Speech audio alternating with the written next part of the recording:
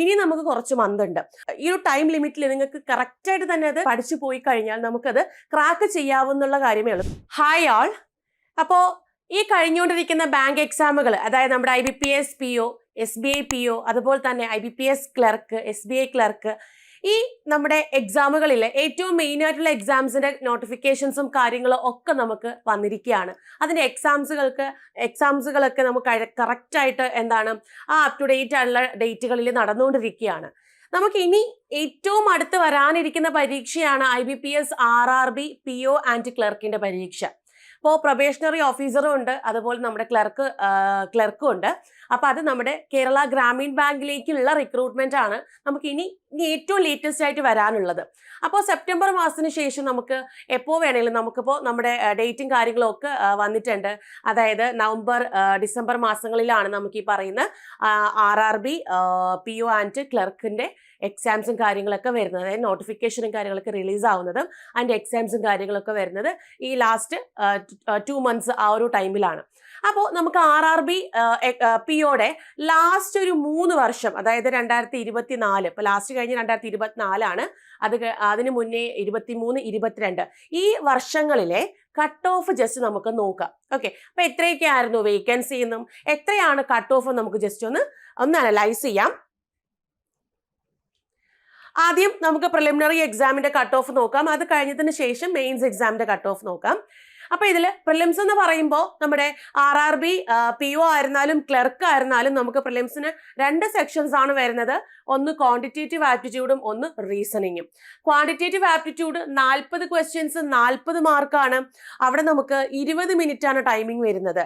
ഇനി റീസണിങ് ആണെങ്കിലോ 40 questions 40 mark 25 minute ആണ് ടൈമിംഗ് വരുന്നത്. അപ്പൊ നമുക്കിപ്പോ സെക്ഷണൽ ടൈമിംഗ് ഒക്കെ നമുക്ക് ഇതിനകത്ത്, അതായത് നമ്മുടെ IBPS RRBക്ക് അകത്തും വന്നിട്ടുണ്ട്.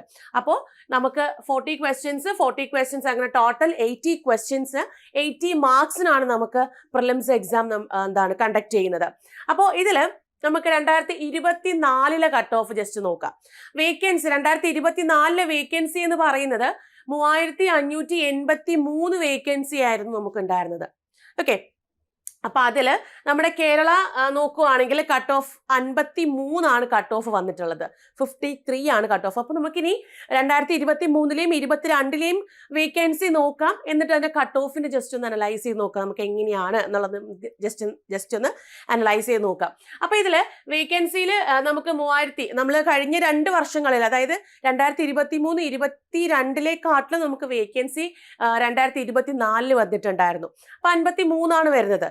അപ്പോൾ നമുക്ക് കട്ട് ഓഫ് ഇപ്പം എല്ലാ സ്റ്റേറ്റുകളുടെയും ഇപ്പോൾ ഓൾ ഓവർ നമ്മുടെ ഇന്ത്യ നടത്തുന്നതാണ് പറയുന്നത് RRB IBPS RRB എന്ന് പറയുന്നത്. അപ്പൊ എല്ലാ സ്റ്റേറ്റുകളുടെയും കട്ട് ഓഫ് എടുക്കുകയാണെങ്കിൽ ഒരു മിനിമൽ റേഞ്ച് എന്ന് പറയുന്നത് ഒരു 27 തൊട്ട് ഒരു 65 വരെയാണ് കട്ട് ഓഫ് കാര്യങ്ങളൊക്കെ വന്നിട്ടുള്ളത്.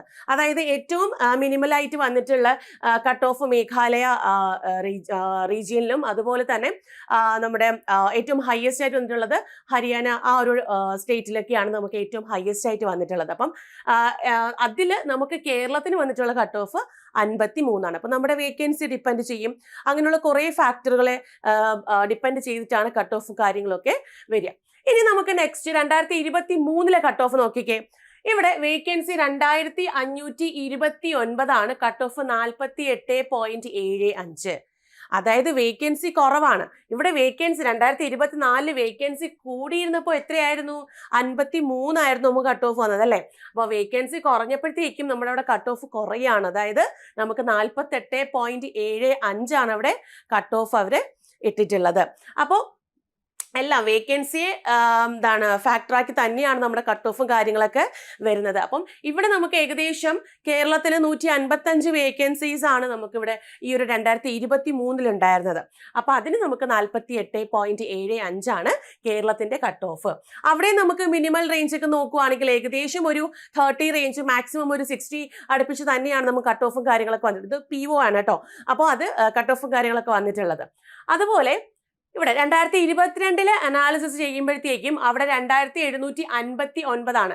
അവിടെ നമുക്ക് കേരളത്തിന് വേക്കൻസി കട്ട് ഓഫ് എന്ന് പറയുന്നത് 58.25 ആണ്. അപ്പൊ നേരത്തെ പറഞ്ഞതുപോലെ തന്നെ അവിടെ മിനിമലും മാക്സിമം എടുക്കുമ്പോൾ ഞാൻ നേരത്തെ പറഞ്ഞ അതേ സെയിം റേഞ്ചും കാര്യങ്ങളൊക്കെ തന്നെയാണ് അവിടെയും വരിക. അപ്പൊ ഇവിടെ നമുക്ക് കേരളത്തിന് 58.25 ആയിരുന്നു കട്ട് ഓഫ് വന്നിട്ടുണ്ടായിരുന്നത്. അപ്പോൾ ഞാൻ നേരത്തെ പറഞ്ഞ പോലെ വേക്കൻസി ഇതിന്റെ വലിയൊരു ഫാക്ടർ തന്നെയാണ്. അപ്പൊ നമുക്ക് ഈ ഒരു 3 വർഷത്തെ കട്ട് ഓഫ് നോക്കിയിട്ട് അല്ലെങ്കിൽ വേക്കൻസി പ്രകാരം 2022 2759 ആണ്. അത് കഴിഞ്ഞ് പിന്നെ നമുക്ക് 2529 പിന്നെ കുറച്ചൊന്ന് കുറഞ്ഞു. അത് കഴിഞ്ഞ് പിന്നെ നെക്സ്റ്റ് ഇയർ വരെ വന്നപ്പോഴേക്കും 3583 ഇങ്ങനെയാണ് നമുക്ക് ആ ഒരു വേക്കൻസി വന്നിട്ടുള്ളത്. അപ്പൊ ഈ പ്രാവശ്യവും നമുക്ക് വേക്കൻസി പ്രതീക്ഷിക്കാം എന്ന് തന്നെയാണ്. ഓക്കെ, അപ്പോൾ കട്ട് ഓഫും കാര്യങ്ങളൊക്കെ നമുക്ക് പ്രഡിക്റ്റ് ചെയ്യാൻ പറ്റില്ല. എന്നാലും നിങ്ങൾ കട്ട് ഓഫ് ഒരു 50 എബവ്, ഒരു 55 റേഞ്ചിലൊക്കെ അതിന് എബവ് നിങ്ങൾ മേടിക്കാൻ വേണ്ടി മാക്സിമം ശ്രമിക്കുക. അപ്പൊ അതിനുള്ള പ്രിപ്പറേഷനും കാര്യങ്ങളൊക്കെ ഇപ്പോഴേ നിങ്ങൾ നടത്തിക്കൊണ്ടിരിക്കുക. ഓക്കെ, അതായത് ഒരു 50+ കട്ട് ഓഫ് വാങ്ങിക്കുന്ന രീതിയിൽ നിങ്ങൾ മോക്ക് ടെസ്റ്റ് ഒക്കെ എഴുതുന്ന സമയത്ത് അല്ലെങ്കിൽ പ്രിപ്പറേഷൻ ഒക്കെ നടത്തിക്കൊണ്ടിരിക്കുന്നവരുണ്ടെങ്കിൽ നിങ്ങൾ സെക്ഷണൽ ടെസ്റ്റുകളും കാര്യങ്ങളൊക്കെ എഴുതുന്ന സമയത്ത് ഒരു 52 അല്ലെങ്കിൽ ഒരു 50+ എങ്കിലും നിങ്ങൾ എന്ത് ചെയ്യാം, അത് സ്കോർ ചെയ്യാൻ വേണ്ടിയിട്ട് ശ്രമിക്കുക. കാരണം ലാസ്റ്റ് 3 കട്ട് ഓഫും വെച്ചിട്ടാണ് ആ ഒരു റേഞ്ച് പറഞ്ഞത് കേട്ടോ. ഇനി നമുക്ക് നെക്സ്റ്റ് നമ്മുടെ മെയിൻസിന്റെ കാര്യമാണ് നെക്സ്റ്റ് വരിക. അപ്പൊ മെയിൻസിന് നമുക്ക് ഈ പറയുന്ന 5 സെക്ഷൻസ് ആണുള്ളത്. ക്വാണ്ടിറ്റേറ്റീവ് ആപ്റ്റിറ്റ്യൂഡ് 40 ക്വസ്റ്റ്യൻസ് 40 മാർക്കാണ്. റീസണിങ് 40 ക്വസ്റ്റ്യൻസ് 40 മാർക്കാണ്. അവയർനെസ് 40 ക്വസ്റ്റ്യൻ 40 മാർക്കാണ്. ഇംഗ്ലീഷ് 40 ക്വസ്റ്റ്യൻ 40 മാർക്കാണ്. കമ്പ്യൂട്ടർ അവയർനെസ് 40 ക്വസ്റ്റ്യൻസ് 20 മാർക്കാണ്. അപ്പം ഇങ്ങനെയാണ് നമ്മുടെ ഈ ഒരു 5 സെക്ഷൻസ് ആണ് ഈ പറയുന്ന RRBയുടെ മെയിൻസിന് വരുന്നത്. അപ്പോൾ RRBക്ക് മാത്രമാണ് നമുക്ക് ഈ കമ്പ്യൂട്ടർ അവയർനെസ് എന്ന് പറയുന്ന ഒരു ടോപ്പിക് അല്ലെങ്കിൽ ഒരു സബ്ജക്റ്റും കൂടെ നമുക്ക് അവിടെ വരിക. അപ്പോൾ ഈ ഒരു 5 സബ്ജക്റ്റിന് പ്രകാരം നമുക്ക് വന്നിട്ടുള്ള കട്ട് ഓഫ് ജസ്റ്റ് നോക്കാം. 2024 കേരളത്തിലെ ഫൈനൽ കട്ട് ഓഫ് ആണ്, അതായത് മെയിൻസിന്റെ കട്ട് ഓഫ് ആണ് പറയുന്നത് 72.25 ആണ് നമുക്ക് ആ ഒരു കട്ട് ഓഫ് വന്നിട്ടുള്ളത്, അതായത് 72.25. ഇനി നെക്സ്റ്റ് നമുക്ക് 2023 അവിടെ 72.69 ആയിരുന്നു, 72.69 ആയിരുന്നു. അടുത്ത് നെക്സ്റ്റ് വരുമ്പോഴേക്കും 58.25 ആണ് നമുക്ക്. അപ്പോൾ അത്രയും തന്നെ നമുക്ക് ടഫ്നെസ് ലെവൽ അവിടെ കൂടിയിട്ടുണ്ടാകും. അപ്പോൾ ടഫ്നെസ് ഉണ്ടായിരിക്കും, കാരണം ഇത് പ്രൊബേഷണറി ഓഫീസർ പോസ്റ്റ് തന്നെയാണ്. നിങ്ങൾ പ്രിലിംസ് പ്രിപ്പയർ ചെയ്യുന്ന സമയത്ത് ഒരു മോഡറേറ്റ് ലെവൽ വരെ വരുന്ന രീതിക്കുള്ള പ്രിപ്പറേഷൻസ് കൊണ്ടുപോകാം. പക്ഷെ മെയിൻസ് പ്രിപ്പയർ ചെയ്യുമ്പോൾ മോഡറേറ്റ് ടു ഡിഫിക്കൽട്ട് വരെ വരുന്ന റേഞ്ചിലുള്ള ക്വസ്റ്റ്യൻസ് നിങ്ങൾ അത് കറക്റ്റായിട്ട് തന്നെ ചെയ്തു പോകാം. കാരണം വേക്കൻസി കുറഞ്ഞു വരുവാണെങ്കിൽ അവർ അത്രയും മാത്രം ടഫ്നെസ്സോട് കൂടിയായിരിക്കും, അല്ലെങ്കിൽ കുറച്ചും കൂടെ ഒരു മോഡറേറ്റ് ലെവൽ കൂട്ടിയായിരിക്കും നമ്മുടെ എക്സാംസ് കണ്ടക്ട് ചെയ്യുക. കാരണം അവർക്ക് ഇത്ര ഒരു നമ്പർ ഓഫ് കാൻഡിഡേറ്റ്സ് മതി, ആ ഒരു പോസ്റ്റിലേക്ക് മതി. അപ്പോൾ അതിനെ ഒന്ന് ഫിൽട്ടർ ചെയ്യാൻ വേണ്ടിയിട്ട് അവർ ചിലപ്പോൾ ഒന്ന് നമ്മുടെ എക്സാംസ് ഒന്ന് ടഫ് ആക്കാനുള്ള ചാൻസ് ഉണ്ട്. അപ്പോൾ മെയിൻസ് നമ്മൾ PO എക്സാം, ക്ലർക്ക് പോലെയല്ല. PO എക്സാം എന്ന് പറയുമ്പം നമുക്ക് സാധാരണ രീതിയിൽ തന്നെ ഒരു ടഫ് എക്സാം തന്നെയാണ്. അപ്പോൾ അതിൽ നിങ്ങൾ GA മാക്സിമം സ്കോർ ചെയ്യാൻ വേണ്ടിയിട്ട്, ഇപ്പോൾ നമുക്ക് മാത്സ് ചെയ്യാനായിരുന്നാലും റീസണിങ് ചെയ്യാനായിരുന്നാലും കുറച്ച് ലിമിറ്റേഷനും കാര്യങ്ങളൊക്കെ ഉണ്ടായിരിക്കും. അപ്പോൾ അവിടെ നമ്മൾ സ്കോർ ചെയ്യേണ്ട പോർഷൻസ് ഉണ്ട്, GA ഉണ്ട്, ജനറൽ അവയർനെസ്, അതുപോലെ current affairs, computer awareness, English, ഇതൊക്കെ കുറച്ച് കൂടുതൽ നിങ്ങൾ സ്കോർ ചെയ്യാൻ വേണ്ടിയിട്ട് മാക്സിമം ശ്രമിക്കണം. അപ്പോൾ നിങ്ങൾ പഠിക്കാൻ സ്റ്റാർട്ട് ചെയ്തിട്ടുള്ള, അല്ലെങ്കിൽ ഞാൻ പറഞ്ഞു കുറച്ച് ഒരു നവംബർ ഡിസംബർ മാസങ്ങളിലാണ് നമുക്ക് ഈ എക്സാമും കാര്യങ്ങളൊക്കെ വരുന്നത്, അല്ലെങ്കിൽ നോട്ടിഫിക്കേഷൻ നമുക്ക് റിലീസ് ആവുന്നത്. അപ്പം ഇനി നമുക്ക് കുറച്ച് മന്ത് ഉണ്ട്.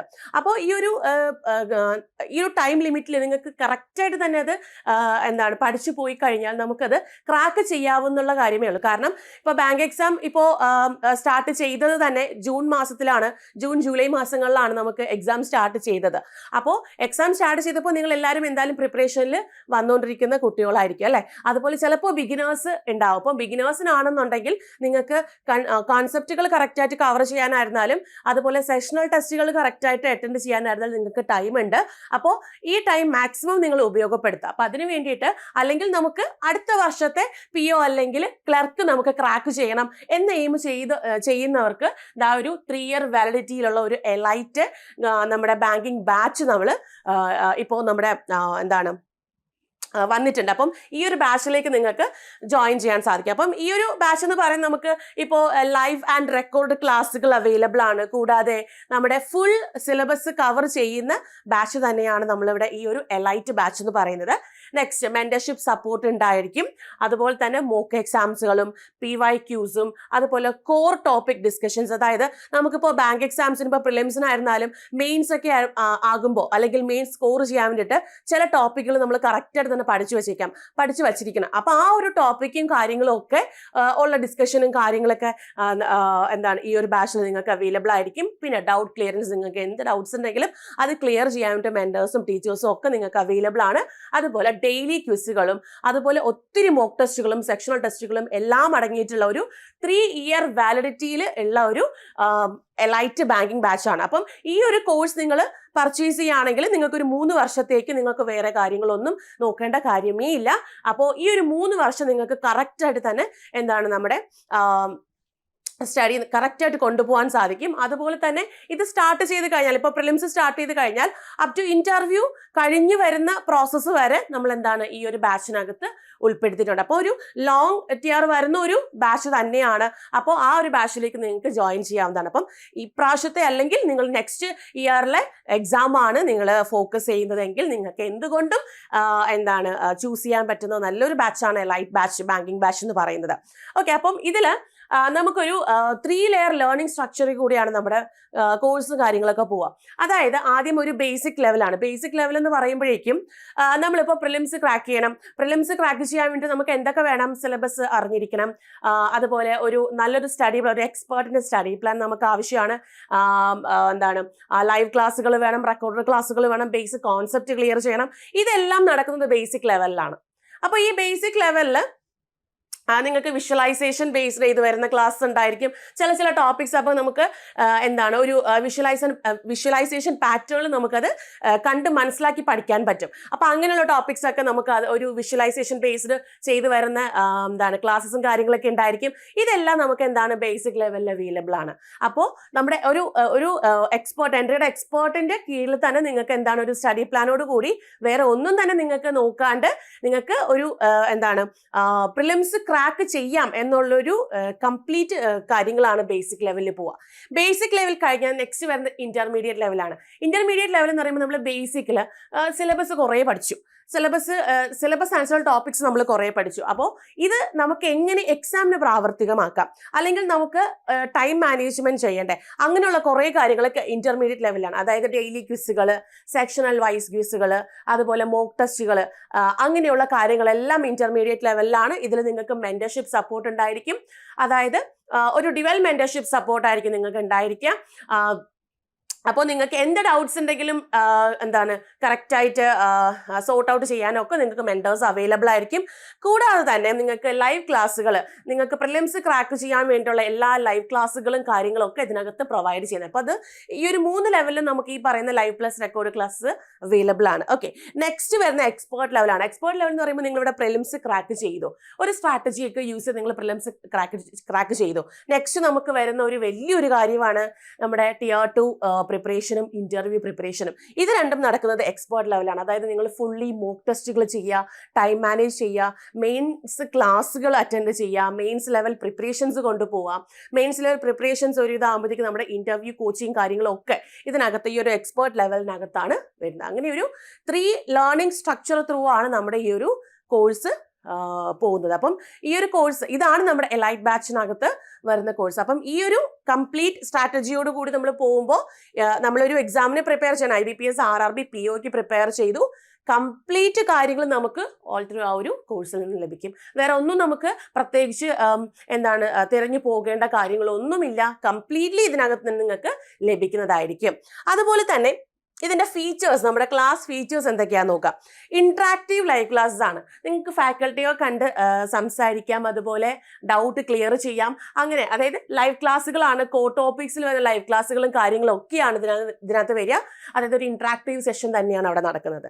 നെക്സ്റ്റ് വരുന്ന ഡൗട്ട് ക്ലിയറൻസ് സെഷൻസ് ആണ്. നിങ്ങൾക്ക് ഡൗട്ട്സ് കാര്യങ്ങളൊക്കെ ഉണ്ടെന്നുണ്ടെങ്കിൽ അത് നിങ്ങൾക്ക് നോട്ട് ചെയ്തിട്ട് അത് നിങ്ങൾക്ക് ക്ലിയറൻസ് ചെയ്യാനുള്ള എന്താണ് ഒരു ക്ലാസ് ആയിട്ട് അറേഞ്ച് ചെയ്യുകയോ അല്ലെങ്കിൽ നിങ്ങൾക്ക് മെന്റേഴ്സിനെ കോൺടാക്ട് ചെയ്തോ ഒക്കെ നിങ്ങൾക്ക് ഡൗട്ട് ക്ലിയറൻസ് സെഷൻസ് നിങ്ങൾക്ക് അവൈലബിൾ ആയിരിക്കും. കൂടാതെ ഞാൻ നേരത്തെ പറഞ്ഞ പോലെ വിഷ്വലൈസേഷൻ ബേസ്ഡ് നമുക്ക് ചില ടോപ്പിക്സ്, ഇപ്പോൾ എക്സാമ്പിൾ പറയുകയാണെങ്കിൽ പ്രോബബിലിറ്റി എന്ന് പറയുന്ന ഒരു ചാപ്റ്റർ, അതിൽ അല്ലെങ്കിൽ സീറ്റിംഗ് അറേഞ്ച്മെന്റ് എന്ന് പറയുന്ന ഒരു ചാപ്റ്റർ. അപ്പോൾ ഇതിൻ്റെയൊക്കെ ചില ടോപ്പിക്സ് ഒക്കെ നമുക്ക് വിഷ്വലൈസേഷൻ ബേസ്ഡിൽ നമുക്ക് ക്ലാസ് ഇപ്പം അവൈലബിൾ ആണ്. അപ്പം അത് കണ്ട് നിങ്ങൾക്ക് പഠിക്കാം. അത് ഒരിക്കലും നമ്മൾ കാണുന്നത് ഒരിക്കലും, അല്ലെങ്കിൽ ഇപ്പൊ നമുക്ക് ഒരു ഫിലിം നമ്മൾ കണ്ടു, ആ ഫിലിമിലുള്ള കാര്യങ്ങൾ മറക്കാത്ത എന്താണെന്ന് വെച്ചാൽ അത് കംപ്ലീറ്റ് വിഷ്വലൈസേഷൻ ആണ്. അതുകൊണ്ടാണ് നമുക്കത് മറക്കാൻ പറ്റാത്തത്. അപ്പൊ അങ്ങനെ നമ്മൾ മറക്കാതിരിക്കാനുള്ള കാര്യങ്ങളെല്ലാം വിഷ്വലൈസേഷൻ ബേസ്ഡ് ചെയ്ത് വരുന്ന ചില ടോപ്പിക്സിൽ നമ്മൾ ഉൾപ്പെടുത്തിയിട്ടുണ്ട്. അപ്പം ഇത് യൂസ് ചെയ്ത് നിങ്ങൾക്ക് എന്ത് ചെയ്യാൻ പറ്റും, അത് കറക്റ്റായിട്ട് തന്നെ ഓർത്ത് വെക്കാൻ പറ്റും. കാരണം വെച്ചാൽ ഈ പ്രോബബിലിറ്റി എന്നൊക്കെ പറയുന്നത് നമുക്ക് എപ്പോഴും മറന്നു പോകുന്ന കേസുകളാണ്. അതിലിപ്പോൾ കാർഡ്സിന്റെ ആയിരുന്നാലും ബോൾസിന്റെ ആയിരുന്നാലും ഒക്കെ നമുക്ക് ഈ പറയുന്ന വിഷ്വലൈസേഷൻ ബേസ്ഡ് ചെയ്ത ക്ലാസ്സസ് ത്രൂ നിങ്ങൾക്കത് പഠിച്ച് മനസ്സിലാക്കാൻ സാധിക്കും. ഇനി മെന്റർഷിപ്പ് സപ്പോർട്ട്, ഇപ്പോൾ ഡ്യുവൽ മെന്റർഷിപ്പ് സപ്പോർട്ടാണ്. നിങ്ങൾക്ക് എന്ത് ഡൗട്ട്സ് ഉണ്ടെങ്കിലും നമുക്ക് ഈ പറയുന്ന കോഴ്സിൽ നിങ്ങൾക്ക് മെന്റർഷിപ്പിന്റെ സപ്പോർട്ട് ഉണ്ടായിരിക്കും, അല്ലെങ്കിൽ മെന്റേഴ്സിന്റെ സപ്പോർട്ട് ഉണ്ടായിരിക്കും. Next study plan. ഒരു എക്സ്പേർട്ട് സ്റ്റഡി പ്ലാൻ തന്നെയാണ് ഫോളോ ചെയ്താണ് നിങ്ങളുടെ പ്രിലിംസ് മെയിൻസ് ഒക്കെ നമ്മൾ ഇതിനകത്ത് ഫോളോ അപ്പ് ചെയ്യുന്നത്. നെക്സ്റ്റ് മോക്ക് ടെസ്റ്റ്, ഏറ്റവും ഇമ്പോർട്ടൻ്റ് ആണ്. ഒത്തിരി മോക്ക് ടെസ്റ്റുകളും കാര്യങ്ങളും ഉണ്ട്. അപ്പോൾ നിങ്ങൾക്ക് ചെയ്ത് പ്രാക്ടീസ് ആകാൻ വരെയുള്ള മോക്ക് ടെസ്റ്റുകളും കാര്യങ്ങളും ഒക്കെ അവൈലബിൾ ആണ്. ഇതാണ് നമ്മുടെ ക്ലാസ് ഫീച്ചേഴ്സിനകത്ത് വരുന്നത്. അപ്പോൾ ഈ ഒരു ബാച്ചിനെ പറ്റിയിട്ട് നിങ്ങൾക്ക് കൂടുതൽ അറിയണം എന്നുണ്ടെങ്കിൽ നമ്മുടെ അക്കാഡമിക് കൗൺസിലർ നമ്പർ ഉണ്ട്. ഈ പറയുന്ന നമ്പറിലേക്ക് നിങ്ങൾക്ക് കോൺടാക്ട് ചെയ്യാവുന്നതാണ്. 7736612215 ഈ ഒരു നമ്പറിലേക്ക് നിങ്ങൾക്ക് കോൺടാക്ട് ചെയ്യാം. അതല്ല നിങ്ങൾക്ക് എന്തെങ്കിലും ഡൗട്ട്സ് ഇപ്പം നിങ്ങൾക്ക് ചോദിക്കാൻ ബുദ്ധിമുട്ടുണ്ട് എങ്കിൽ നിങ്ങൾക്ക് എഴുതി വേണമെങ്കിലും ചോദിക്കാം. അതിന് താഴെ ഗൂഗിൾ ഫോം അറ്റാച്ച്ഡ് ആണ് ഡിസ്ക്രിപ്റ്റീവ് ബോക്സിൽ. അതിൽ നിങ്ങൾക്ക് എഴുതി വേണമെങ്കിലും ചോദിക്കാം.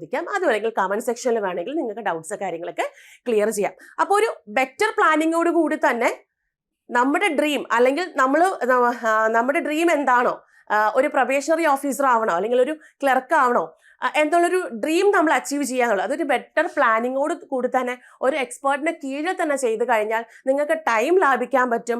മാക്സിമം ഇഫേർട്ടോട് കൂടി നിങ്ങൾക്ക് പഠിക്കാനും സാധിക്കും. അപ്പോൾ അതിൻ്റെ കാര്യങ്ങളൊക്കെ നിങ്ങൾ കറക്റ്റായിട്ട് തന്നെ നോക്കുക. അപ്പോൾ നമ്മുടെ ബാച്ചിലേക്ക് നിങ്ങൾക്ക് ജോയിൻ ചെയ്യാം. ഈ നമ്പർ നിങ്ങൾ നോട്ട് ചെയ്ത് വെച്ചേക്കുക, വിളിക്കുക, ഡൗട്ട്സ് കാര്യങ്ങളൊക്കെ നിങ്ങൾക്ക് തീർക്കുക, കോഴ്സിലേക്ക് ജോയിൻ ചെയ്യാം കേട്ടോ. അപ്പോൾ ഇത്രയും കാര്യങ്ങളാണ് നമ്മുടെ IBPS RRB POയുടെ കട്ട് ഓഫിനകത്ത് വരുന്നത്. അപ്പോൾ ഇത് അനാലിസിസ് ചെയ്യുന്നത് എന്താണെന്ന് വെച്ചാൽ, നിങ്ങൾ ഇനി പഠിക്കുമ്പോൾ നമുക്കിപ്പോൾ വേക്കൻസി കൂടുതലാണോ കുറവാണോ അങ്ങനത്തെ കാര്യങ്ങളൊന്നും നമുക്കറിയില്ല. അതുകൊണ്ട് തന്നെ നിങ്ങൾ എപ്പോഴും ഒരു 50+ സ്കോർ ചെയ്ത്, അതും PO 50+ സ്കോർ ചെയ്ത് തന്നെ പഠിക്കുക.